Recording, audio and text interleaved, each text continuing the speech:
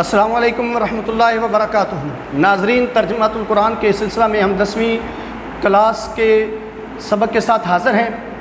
تو اس سے پہلے کہ ہم سبق کو شروع کریں، آپ احباب سے درخواست ہے کہ اس ویڈیو کو لائک کریں، سبسکرائب کریں اور شیئر کریں، چینل کو سبسکرائب کریں۔ تو ناظرین، اب ہمارا جو سبق ہے اس ویڈیو میں وہ سورۃ الزمر ہے، اور یاد رہے کہ یہ سبق قرآن پاک کے جو صورتیں دی گئی ہیں 10ویں کلاس میں، اس میں اس کا 15واں نمبر ہے۔ اس کے بعد دو صورتیں جو کہ جن کا ترجمہ سبق میں شامل نہیں ہے، سلیبس میں شامل نہیں ہے، اس کو چھوڑ کر اس کے بعد جو ہے وہ ایک صورت ہمارے پاس رہ جائے گی، سورۃ الشورى، جو کہ اس سلسلے کی آخری صورت ہے ترجمۃ القرآن کے سلسلہ کی۔ تو گویا کہ یوں کہہ لیں کہ ترجمہ کے سلسلہ میں ہمارے پاس اس کے بعد صرف ایک سبق باقی ہے۔ تو چلتے ہیں ہم اپنے سبق کی طرف۔ تو یہ جو سورۃ الزمر ہے یہ قرآن پاک کی 39ویں صورت ہے، اس کے 8 رکوع 75 آیات ہیں۔ یہ صورت 23ویں سپارے سے شروع ہوتی ہے جو کہ مکی صورت ہے، اور جب نازل ہوئی تو اس وقت مسلمانوں کو کفار مکہ کے ہاتھوں سخت مصیبتوں اور اذیتوں کا سامنا کرنا پڑ رہا تھا۔ اس صورت کی آیت نمبر 10 میں مسلمانوں کو ہجرت کی اجازت دی گئی کہ اللہ تعالیٰ کی زمین بہت وسیع ہے، مسلمان کسی ایسی سرزمین کی طرف ہجرت کر سکتے ہیں جہاں وہ آزادی اور اطمینان سے اللہ تعالیٰ کے بتائے ہوئے اصولوں کے مطابق زندگیاں بسر کر سکیں اور عبادت کر سکیں۔ زمرن کا لفظ جو ہے زمراتن کی جمع ہے، اور زمراتن کا معنی ہے گروہ۔ اس صورت کے آخر میں یہ بیان کیا گیا ہے کہ کس طرح کفار کو گروہوں کی شکل میں دوزخ کی طرف لے جایا جائے گا، اور کس طرح اہل ایمان کو گروہوں کی شکل میں جنت کی طرف لے جایا جائے گا۔ اس وجہ سے اس صورت کا نام سورۃ الزمر رکھا گیا ہے۔ بڑی فضیلت والی صورت ہے۔ ام المومنین سیدہ عائشہ صدیقہ بنت صدیق رضی اللہ تعالیٰ عنہما فرماتی ہیں کہ نبی کریم رؤوف الرحیم خاتم النبیین صلی اللہ تعالیٰ علیہ وسلم اس وقت تک نہیں سوتے تھے جب تک سورت بنی اسرائیل اور سورۃ الزمر کی تلاوت نہیں فرما لیتے تھے۔ اس سورہ مبارکہ کا جو مرکزی موضوع ہے مشرکین کے عقائد باطلہ کی تردید، توحید باری تعالیٰ اور قیامت کے دلائل کا بیان ہے۔ اس کے بنیادی مضامین میں یہ بتایا جا رہا ہے کہ قرآن مجید اللہ تبارک و تعالیٰ کی طرف سے نازل کردہ ہے، اور اللہ تبارک و تعالیٰ کی خالصتاً عبادت کا حکم دیا گیا۔ اس ضمن میں ان لوگوں کے طرز عمل کی مذمت اور نفی کی گئی ہے جو اللہ تعالیٰ کے سوا دوسروں کو ولی بنا لیتے ہیں، اور ان کی عبادت کی دلیل یہ دیتے ہیں کہ ہمیں اللہ تعالیٰ کے قریب کرتے ہیں۔ اللہ تعالیٰ نے ان لوگوں کو جھوٹا اور ناشکرا قرار دیا اور فرمایا کہ اللہ تعالیٰ ایسے لوگوں کو ہدایت نہیں دیتا۔ اس کے بعد اللہ تعالیٰ نے اپنے لیے اولاد کی نفی فرمائی، اپنی قدرت و عظمت کے دلائل ذکر فرمائے ہیں کہ بتایا کہ وہ زمین و آسمان کا خالق ہے، وہ رات کو دن پر لپیٹتا ہے اور دن کو رات پر لپیٹتا ہے۔ اس نے سورج اور چاند کو مسخر کیا، وہ نفع و نقصان کا مالک ہے، وہی موت و حیات کا مالک ہے۔ اسی نے تمہیں ایک جان سے پیدا کیا اور تمہارے لیے جانور پیدا فرمائے، وہ تمہاری ماؤں کے پیٹوں میں مختلف مراحل سے گزار کر تمہاری تخلیق فرماتا ہے۔ وہی تمہارا رب ہے جس کے سوا کوئی معبود نہیں۔ اللہ تعالیٰ کی قدرت کاملہ کے دلائل ذکر کرنے کے بعد انسان کو مخاطب کر کے کہا گیا ہے کہ اگر تم اس کے باوجود اللہ تعالیٰ کی ناشکری کرو تو وہ تم سے بے نیاز ہے، اور اگر تم اس کے شکر گزار بنو گے تو وہ تمہاری اس ادا کو پسند کرے گا۔ پھر خوشحالی بدحالی میں مشرک انسان کی عادت کا ذکر فرمایا گیا کہ جب ایسے انسان کو کوئی تکلیف پہنچتی ہے تو وہ اپنے رب کو پکارتا ہے، لیکن جب اللہ تعالیٰ اسے کوئی نعمت عطا فرماتا ہے تو وہ اپنے رب کو بھول جاتا ہے اور اس کے ساتھ شریک بنا لیتا ہے۔ پھر خود ساختہ معبودوں کو اللہ تعالیٰ کے ہاں سفارشی سمجھتا ہے، جبکہ مومن کا یہ کردار ذکر کیا گیا ہے کہ وہ رات کی گھڑیوں میں سجدہ کرتے ہوئے، قیام کرتے ہوئے اللہ تعالیٰ کی عبادت کرتے ہیں، آخر سے ڈرنے والے ہیں اور ہر حال میں اللہ تعالیٰ کی رحمت کے امیدوار ہیں۔ سورۃ الزمر میں نبی کریم صلی اللہ تعالیٰ علیہ وسلم کو خطاب کرتے ہوئے فرمایا گیا کہ اہل ایمان کو تقوی اختیار کرنے کا حکم دیں۔ پھر نیکی کا صلہ بیان کیا گیا، جنہوں نے اس دنیا میں نیک اعمال کیے ان کے لیے عظیم بھلائی ہے، اور اگر کہیں دین پر عمل کرنا مشکل ہو جائے تو وہاں سے ہجرت کر جاؤ، کیونکہ اللہ کی زمین بہت وسیع ہے اور صبر کے ساتھ مشکلات کا مقابلہ کرنے والوں کے لیے بے حساب اجر ہے۔ پھر نبی کریم صلی اللہ علیہ وسلم کی زبانی لوگوں پر واضح کروایا گیا کہ مجھے اللہ تعالیٰ نے حکم دیا ہے کہ میں اس کی عبادت کروں اور اس کا فرمان بردار رہوں اور اس کی توحید کا پرچار کروں۔ سورۃ الزمر میں اللہ تعالیٰ نے فرمایا کہ سفارش کی تمام صورتوں کا مالک اللہ تعالیٰ ہے، اس کی اجازت کے بغیر کوئی سفارش نہیں کر سکتا، زمین و آسمان کی بادشاہی اسی کی ہے، لہٰذا اسی کو پکارنا چاہیے۔ اس صورت میں بندوں کو توبہ اللہ تعالیٰ کی طرف رجوع کی دعوت دی گئی اور ارشاد فرمایا گیا کہ اللہ تعالیٰ کی رحمت سے مایوس نہ ہوں، بے شک وہ تمام گناہوں کو بخشنے والا ہے، لہٰذا اپنے رب کی طرف پلٹاؤ اور اس کے مطیع و فرما بردار بن جاؤ۔ سورۃ الزمر کے آخری حصے میں شرک کی مذمت کی گئی ہے، اللہ تعالیٰ کی وحدانیت بیان کی گئی ہے، وقوع قیامت اور اس سے پہلے سور پھونکنے کا بیان ہے۔ اللہ تعالیٰ جب قیامت برپا کرنے کا فیصلہ فرمائے گا تو حضرت اسرافیل علیہ السلام کو سور پھونکنے کا حکم دے گا، ان کے سور پھونکنے پر ہر چیز فنا ہو جائے گی سوائے اس کے جسے اللہ محفوظ رکھے گا۔ پھر دوبارہ سور پھونکا جائے گا تو تمام لوگ اٹھ کھڑے ہوں گے، لوگ اپنی اپنی جگہوں سے نکل کر میدان معاشر میں جمع ہوں گے اور اللہ تعالیٰ کی عدالت لگے گی، لوگوں میں نامہ اعمال تقسیم کیے جائیں گے، ان کے اعمال کا پورا پورا بدلہ دیا جائے گا۔ آخری آیات میں جنتیوں کے جنت اور جہنمیوں کے جہنم میں جانے کا ذکر کیا گیا ہے۔ تو ناظرین، اس سورہ مبارکہ میں ایک دعا سکھائی گئی ہے جھوٹے الزام اور مقدمہ بازی میں فتح پانے کے لیے، وہ دعا ہے رب انصرنی بما کذبون، اس کو زیادہ سے زیادہ پڑھا جائے۔ اور حصول جنت کے لیے ایک دعا ہے وجعلنی من ورثۃ جنت النعیم، یہ حصول جنت کے لیے آیت ہے۔ تو اب چلتے ہیں ہم اپنے اگلے سیشن کی طرف، یعنی الفاظ معانی کی طرف۔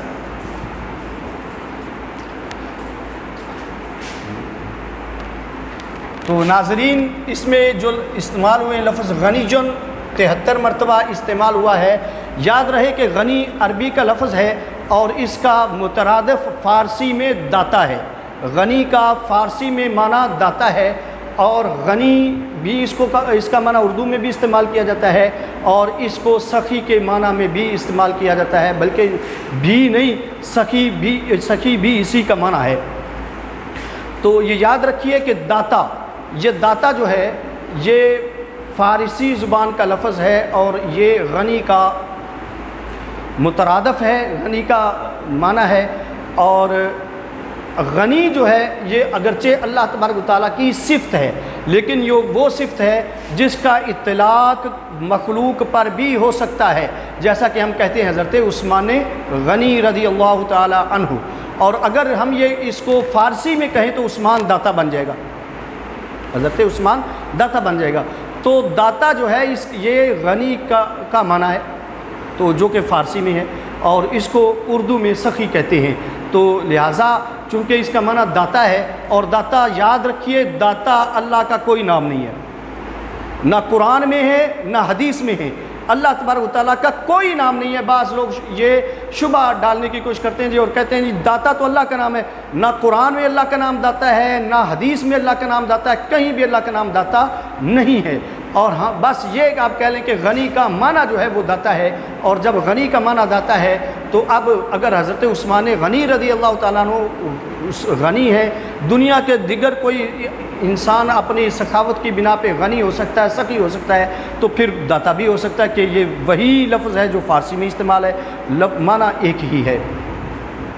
لا یرضا، وہ راضی نہیں ہوگا، یہ 73 مرتبہ غنی کا لفظ بھی یاد رہے 73 مرتبہ استعمال ہوا ہے، اور رضا رے زاد الف یہ لفظ جو ہے یہ بھی قرآن پاک میں 73 مرتبہ استعمال ہوا ہے۔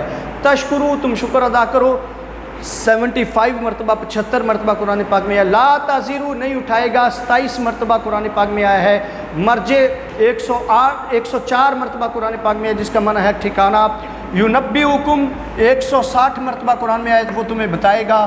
علیم، علم والا 854 مرتبہ قرآن پاک میں آیا ہے۔ الصدور، سینے 46 مرتبہ قرآن پاک میں آیا ہے۔ مسا 61 مرتبہ قرآن پاک میں مس کیا ہے، اس نے چھوا، ٹچ کرنا۔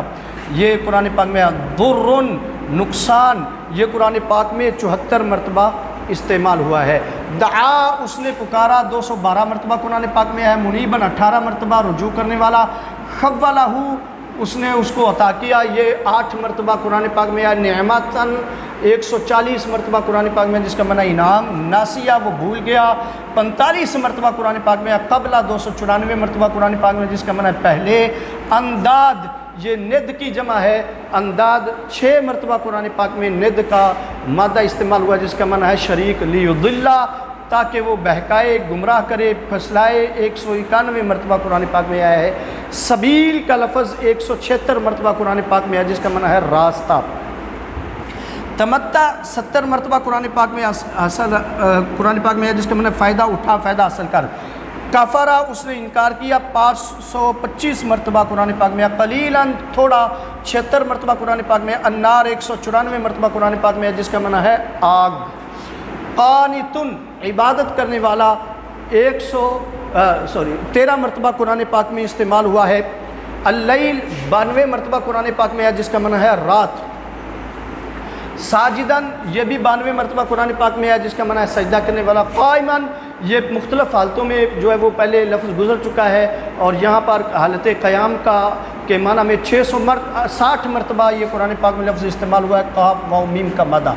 یحذر وہ ڈرتا ہے 21 مرتبہ قرآن پاک میں ہے۔ الآخرت کا لفظ 250 مرتبہ آیا ہے آخرت کا معنی، اور رحمت 563 مرتبہ قرآن پاک میں ہے جس کا معنی رحمت ہی ہے۔ یستوی وہ برابر ہوتا ہے 83 مرتبہ قرآن پاک میں استوا کا لفظ استعمال ہوا ہے سوی سین واو یا کا۔ اور یعملون وہ کام کرتا ہے 854 مرتبہ قرآن پاک میں آیا ہے۔ یتذکر 292 مرتبہ قرآن پاک میں آیا ہے جس کا معنی نصیحت حاصل کرتا ہے۔ اولو الالباب میں اولو کا جو لفظ ہے اولو یہ 170 مرتبہ قرآن پاک میں آیا ہے، اور الباب لب کی جمع ہے تو یہ لب کہتے ہیں عقل کو۔ 16 مرتبہ قرآن پاک میں لب کا استعمال ہوا ہے، اور اولو الالباب عقل مند، دونوں عقل مند جو ہے اس کا معنی ہو جائے گا۔ القو اتقو 258 مرتبہ تقوی قاف واو یا کا مادہ استعمال ہوا ہے جس کا معنی تم ڈرو۔ الدنیا 133 مرتبہ تو قرآن میں ہی آ گئی ہے، تو دنیا 133 مرتبہ قرآن پاک میں آ گئی جس کا معنی دنیا ہی ہے۔ واسعۃ کھلی یہ لفظ قرآن پاک میں 32 مرتبہ کھل کر آیا ہے، اور یوفا 66 مرتبہ قرآن پاک میں یہ استعمال ہوا ہے، پورا پورا دیا جائے گا۔ صابرون صبر کرنے والے 103 مرتبہ صبر کرنے والے آئے ہیں۔ اجر 108 مرتبہ قرآن پاک میں ہے جس کا معنی بدلہ۔ مخلصاً 31 مرتبہ قرآن پاک میں ہے جس کا معنی خلوص سے۔ الدین 101 مرتبہ قرآن پاک میں دین یہ عبادت کا کے معنی میں یہاں پہ ہے یہ استعمال ہوا ہے، اور یقیناً دین کے ساتھ 101 مرتبہ خلوص ہونا چاہیے۔ اول کا لفظ جو ہے وہ 170 مرتبہ قرآن پاک میں ہے جس کا معنی پہلا ہے۔ عصیتو میں نے نافرمانی کی، عین صاد یا کا مادہ 32 مرتبہ قرآن پاک میں آیا ہے میں نے نافرمانی کی، اور 32 مرتبہ جو ہے وہ نافرمانی۔ اور عذاب کا لفظ 373 مرتبہ قرآن پاک میں آیا ہے، اور اس کا معنی عذاب سیم ہے۔ عظیم کا لفظ 128 مرتبہ قرآن پاک میں آیا ہے جس کا معنی ہے بڑا، اور یہ عظیم جو ہے وہ بڑا ہی ہوا کرتا ہے۔ اسرفو انہوں نے ظلم کیا، 23 مرتبہ قرآن پاک میں ظلم استعمال ہوا ہے اسرف کا معنی، اور انفس نفس کی جمع جس کا معنی ہے جانے 298 مرتبہ آیا ہے۔ لا تقنطو 6 مرتبہ قرآن پاک میں آیا ہے جس کا معنی نا امید نہ ہو جاؤ۔ یغفرو غین فی را یہ 234 مرتبہ قرآن پاک میں آ چکا ہے۔ الذنوب ذنب کی جمع ہے جس کا معنی گناہ 39 مرتبہ قرآن پاک میں آ چکا ہے۔ یغفر الذنوب وہ سارے گناہ بخش دے گا۔ جمیعاً سارے کے سارے تمام کے تمام۔ جمیع جمع کا لفظ 129 مرتبہ قرآن پاک میں ہے، اور الرحیم کا لفظ 563 مرتبہ قرآن پاک میں جس کا معنی مہربان۔ تو ناظرین یہ تھا ہمارا سیشن الفاظ اور ان کے معانی کا۔ تو چونکہ اس سورۃ الزمر کی آیات نمبر 7 سے 14 اور پھر آیت نمبر 53 سلیبس کا حصہ ہے تو یہ ان کے الفاظ معنی ہو گئے۔ اب ہم ان الفاظ میں کون کون سے الفاظ اردو میں استعمال ہوتے ہیں اس کی طرف چلتے ہیں۔ تو ہمارے ہاں جو سب سے پہلا لفظ ہے غنی کا لفظ جو ہے یہ ہم اردو میں استعمال سیم ٹو سیم کرتے ہیں. لا یرضا رضا راضی یہ لفظ اردو میں استعمال کرتا ہے. تشکرو شکر یہ لفظ اردو میں استعمال ہوتا ہے قدردانی کے معنوں میں. لا تذر وزیر وزارت یہ یہاں پہ 3-4 مرتبہ لفظ یہ استعمال ہو چکا ہے تقریباً اسی ایک آیت میں, اور یہ ٹوٹل جو ہے قرآن پاک میں 27 مرتبہ استعمال ہوا. اور وزیر کہتے ہیں بوجھ کو اٹھانے والے کو, بوجھ اٹھانے کی وزارت بوجھ ہوتا ہے. اور چونکہ وہ وزیر جو ہے وزیر گدھے کو بھی کہتے ہیں, چونکہ گدھا جو ہے وہ بوجھ اٹھانے کے کام آتا ہے تو اس لیے اس کو وزیر بھی بولا جاتا ہے. تو ہمارے پاکستان میں تو عموماً ہی وزیر موجود ہیں نا. تو خیر مرجع ایک جو ہے رجوع یہ ہم اردو میں استعمال کرتے ہیں, رجوع کرنا, پلٹنا, واپس آنا, تو مرجع ٹھکانا ہو گیا. نبی خبریں بتانے والا غیب کی خبریں دینے والا وہ تمہیں بتائے گا. علیم علم والا, علم جو ہے وہ اردو کا لفظ ہے. صدور صدر پاکستان فلاں تنظیم کا صدر, اور صدر سینے کو بھی کہتے ہیں. اور اس کے علاوہ وہ پنجابی میں ایک قمیض کے نیچے چھوٹی سی قمیض بنین کی صورت, بنین کے ریپلیس بنین کی جگہ پہ پہنتے تھے پرانے دور کے اندر بابے, جو کہ قمیض کے نیچے ہوا کرتی تھی. اس کے اندر عموماً پیسے وغیرہ رکھے کرتے تھے, پاکٹس ہوا کرتی تھی, اس کی جیبیں ہوا کرتی تھی, اور ایک دو نہیں کئی جیبیں ہوتی تھیں, اور اس کو وہ صدری بولا کرتے تھے. اور صدری بولنے کا جو ہے وجہ کیا ہے, اس کو صدر سینے کو کہتے ہیں. اور چونکہ وہ ڈائریکٹ سینے کے ساتھ ٹچ ہوتی ہے تو اس وجہ سے جو ہے اس کو صدری بولتے تھے, اور صدر سینے کو کہتے ہیں. اور چونکہ دل جو ہے وہ سینے کے اندر ہوتا ہے تو دل کو بھی جو ہے وہ مجازن صدر بول لیتے ہیں. تو صدر پاکستان یا صدر کسی بھی تنظیم کا صدر, تو چونکہ وہ دل کی اہمیت رکھتا ہے تو دل سینے کے نیچے ہوتا ہے, اس وجہ سے جو ہے ان کو صدر کہا جاتا ہے ان کی اہمیت کے پیش نظر. مس کرنا اور آج کے دور میں کہتے ہیں ٹچ کرنا, چھونا. یہ لفظ قرآن پاک میں جو ہے وہ مس کا لفظ عموماً استعمال ہوا 61 مرتبہ. ضرر نہ پہنچاؤ, نقصان نہ پہنچاؤ, یہ بھی اردو کا لفظ ہے. دعوت دعا یہ لفظ بھی اردو میں استعمال ہوتا ہے. منیب تو ہم نام بھی رکھتے ہیں, تو منیب جو ہے وہ ایک نام بھی ہے, اور اس کا معنی رجوع کرنے والا, پلٹنے والا. نعمت تو اللہ تبارک و تعالیٰ سب کو عطا فرمائے. تو نسیان اسی سے انسان بھی بنا ہے, اور انسان کہتے ہیں بھولنے والے کو. تو یہ لفظ بھی اردو کا ہے, اور نسیان بھی اردو کا لفظ ہے. قبل ہم پنجابی میں بھی بول جاتے ہیں, اس کا معنی ہے پہلے, اور یہ سیم عربی کا لفظ ہے. ضلالت گمراہی یہ ہم اردو میں استعمال کرتے ہیں. سبیل کا لفظ بھی اردو میں استعمال ہوتا ہے. متاع کا لفظ بھی اردو میں استعمال ہوتا ہے. کفر کا لفظ بھی اردو کا ہے. اور قلیل تو اردو میں عموماً استعمال ہوتا ہے. نار جو ہے وہ دوزخ کو یا آگ کو کہتے ہیں, اردو میں عموماً استعمال ہوتا ہے. قانتون عبادت کرنے والا, دعائے قنوت تو ہم جو ہے وہ ہر روز عشاء کی نماز میں پڑھتے ہیں. لیل و نہار کا لفظ جو ہے وہ اردو میں استعمال ہوتا ہے. ساجد ہم نام بھی رکھتے ہیں.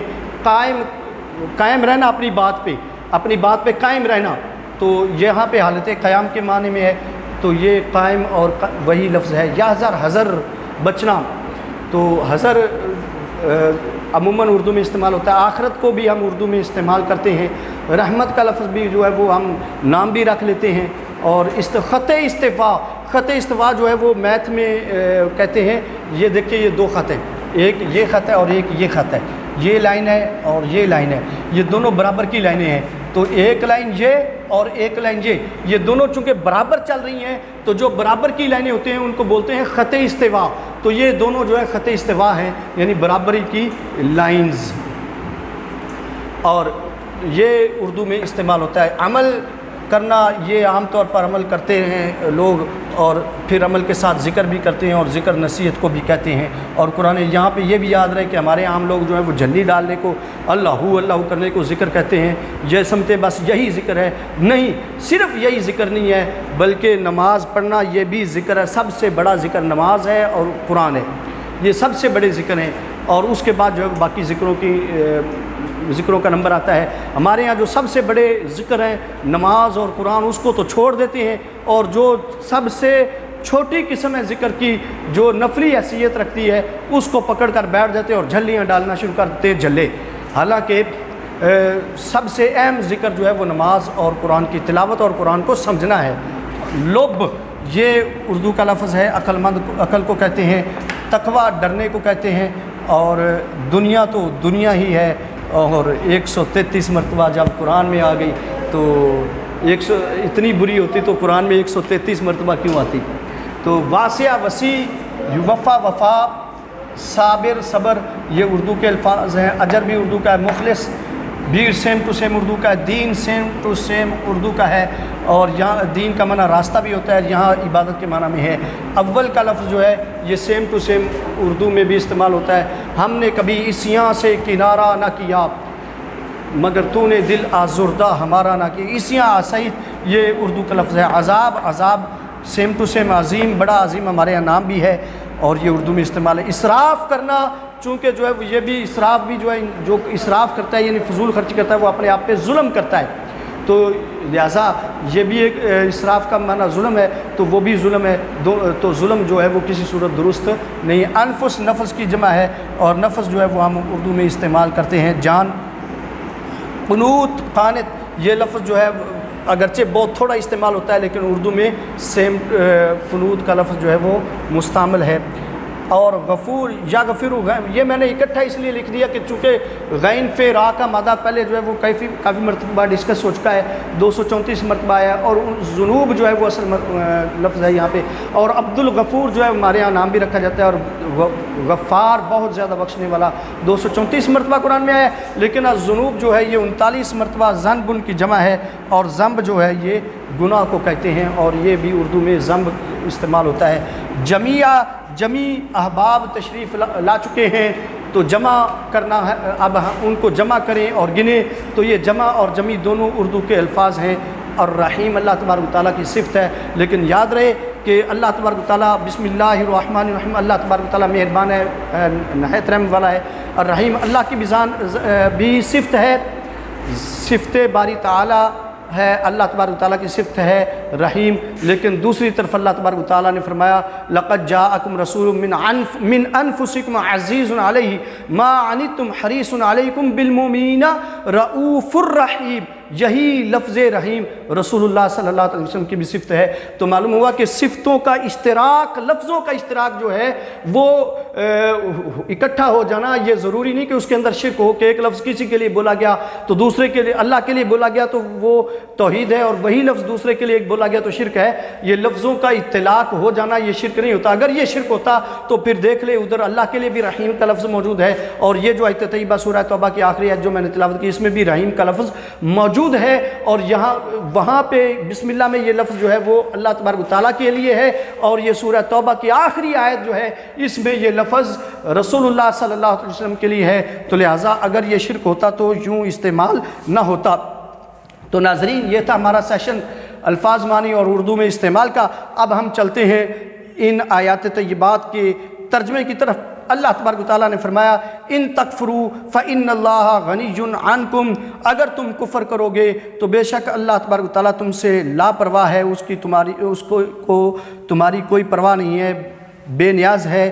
ولا یرضی لعبادہ الکفر، وہ اپنے بندوں کے کفر سے بالکل راضی نہیں ہوگا۔ کفر بمعنی ناشکری، ناقدری۔ وَإِن تشکروا، اور اگر تم شکر کرو، قدردان بن جاؤ، یرضہ لکم، تو وہ پھر تم سے راضی ہو جائے گا۔ ولا تزر وازرۃ وزر اخری، اور کوئی بھی کسی کا دوسرے کا بوجھ نہیں اٹھائے گا۔ ثم الی ربکم مرجعکم، پھر تمہارا ٹھکانہ تمہارے رب کی طرف ہوگا۔ فینبئکم بما کنتم تعملون، پھر وہ تم کو بتائے گا جو اعمال تم کرتے رہے۔ انہ علیم بذات الصدور، بے شک وہ دلوں کی باتوں کو خوب جاننے والا ہے، یا سینوں کی باتوں کو خوب جاننے والا ہے۔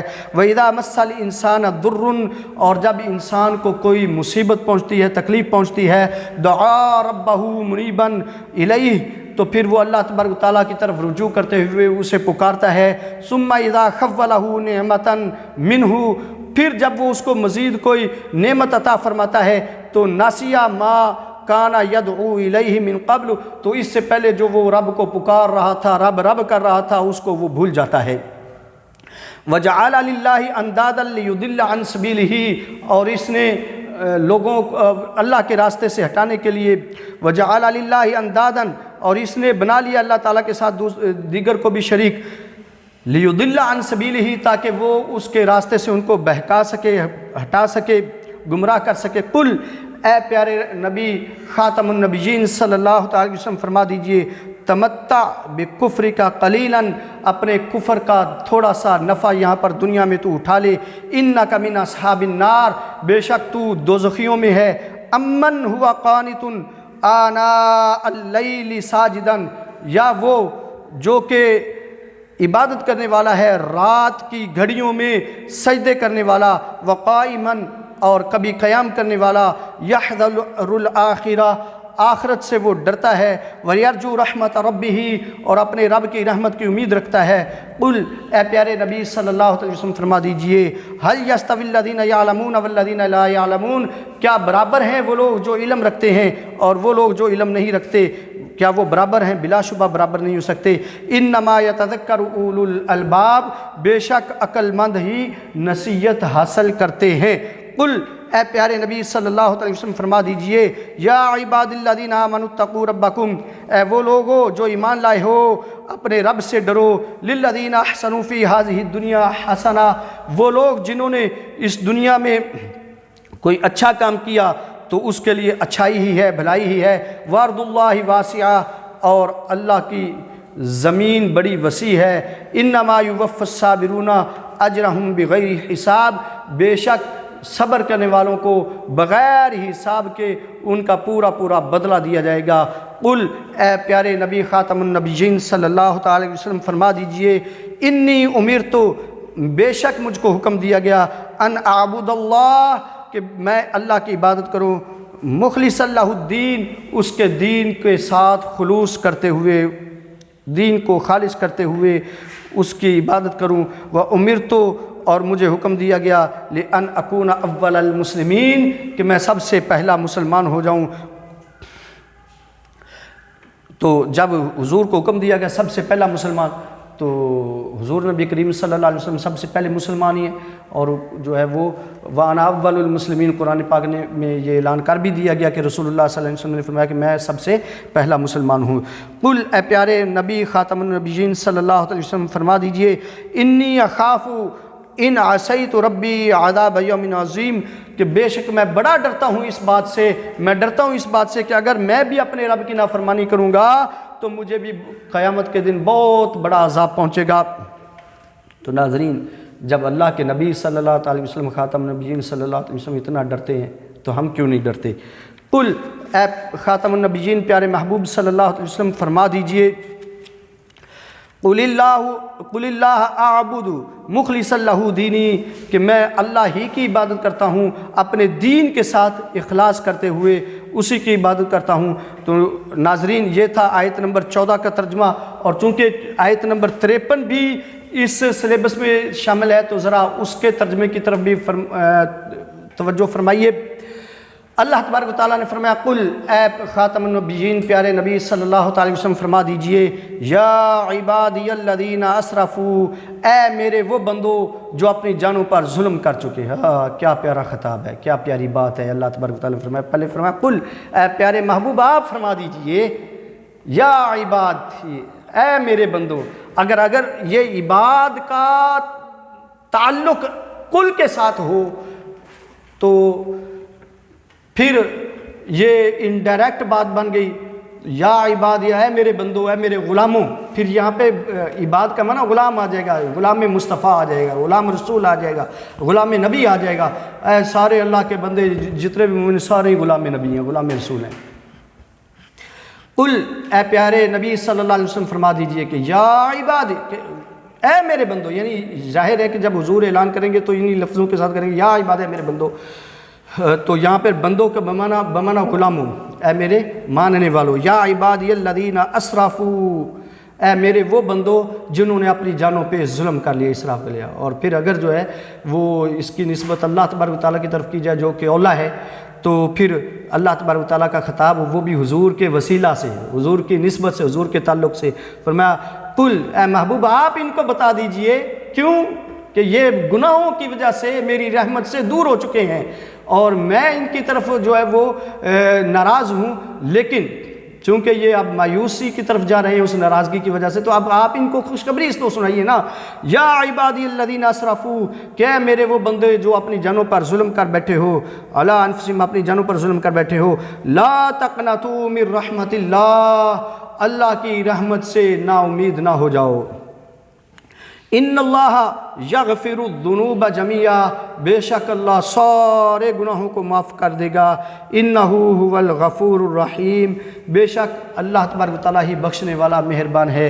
تو ناظرین، یہ تھا سورۃ الزمر کی آیات کا ترجمہ اور ان کی مختصر سی تشریح، لیکن اس میں ایک چیز اور یاد رکھیں کہ 2 لفظ ایسے استعمال ہوئے ہیں جو قرآن پاک میں دیگر مقامات پر بہت زیادہ آئے ہیں، اور ان الفاظ کی تشریح یہاں پہ تو نہیں کی، لیکن اب سن لیں، ایک لفظ جو ہے وہ انا آیا ہے، انا کہاں اور کیسے کے معنی میں، تو یہ 36 مرتبہ قرآن پاک میں آیا ہے، اور یہ جو ہے کا معنی ہوتا ہے یا، اور یہ لفظ جو ہے 137 مرتبہ قرآن پاک میں آیا ہے۔ تو انہی الفاظ کے ساتھ اجازت دیجیے، السلام علیکم ورحمۃ اللہ وبرکاتہ۔